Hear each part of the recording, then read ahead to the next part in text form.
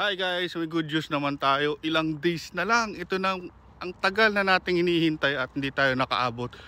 Way back 2022. Okay. After 2 years, ito na. Ito na talaga yung perang kinaka-abang-abangan natin. Ang dami nagtatanong sa akin, Sir, paano ba nalilipat yung yung sweat coin doon sa sweat wallet? Hindi natin ginagamit yung utak kasi yung sweat coin is web 2 coin po yan. So ngayon, ito na yung token generation event. Ilang days na lang, September 13, 2024. Yan, i-unlock na nila. At saka ang dami rin yung hindi nag-claim. Babasahin nyo yung unclaimed. Grabe, 1 million users. 1 million users na yan. 500 million sweat o web3 coin na nasa sweat wallet nila, tapos hindi nila inactivate. Ano nangyari? Tapos, sir, hindi ko po alam sir kasi nakalimutan ko yung seed phrase. Sir, hindi ko po alam kasi na andun pala yung pera sa sweat wallet. Sir, di ko pa rin alam na andun pala sa sweat wallet yung guide para mag-unlock ng influencer hub, mag-access ng influencer hub. Ito na yung sagot to. Ito na, tagal-tagal nating inaabangan to, ang token generation event this coming 2024. So ayan, may pros and cons yan kasi ang daming mga user na inactive, na hinahayaan nila ito. Ayan, doon sa may maraming mga sweat coins, alam niyo kung bakit tinanggalan yung cent? Kasi ang daming scammer na binibenta yung web 2 coin. Ang web 2 coin po kasi na yan, o sweat coin, SWC, internal use po yan sa sweat coin application. Okay? So ngayon, pwede na po yan siguro ma-transfer sa sweat wallet. Minsan kailangan kasi natin magbasa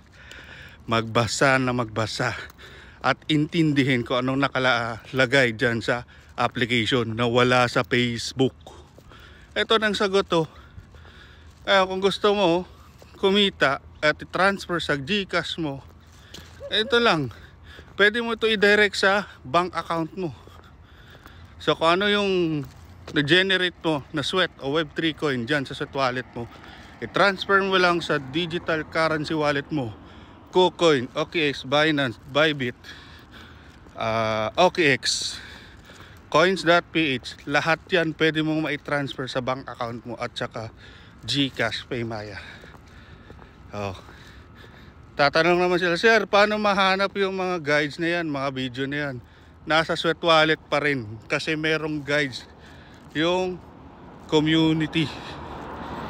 Kasi bakit di natin binabasa yung join our community sa sweat wallet?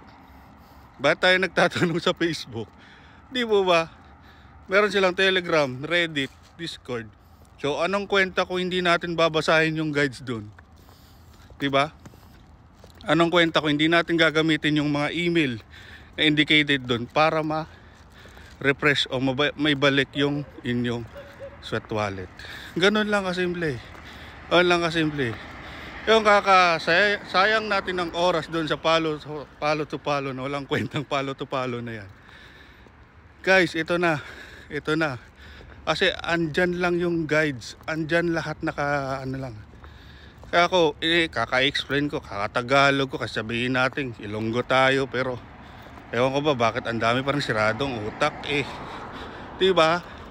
Ito na So kung gaano karami yung sweat mo doon sa sweat wallet, yun yung pwede mo may convert sa peso, pwede mo i-convert sa real, pwede mo i-convert sa dirham. Yung kasama ko, sabit na rin nasa inyo na po yan. Ito na po, ilang araw na lang, September 13, 2024. Saan nyo po ito makikita yung unclaimed sweat? Nasa sweat wallet po, sa boat. Okay?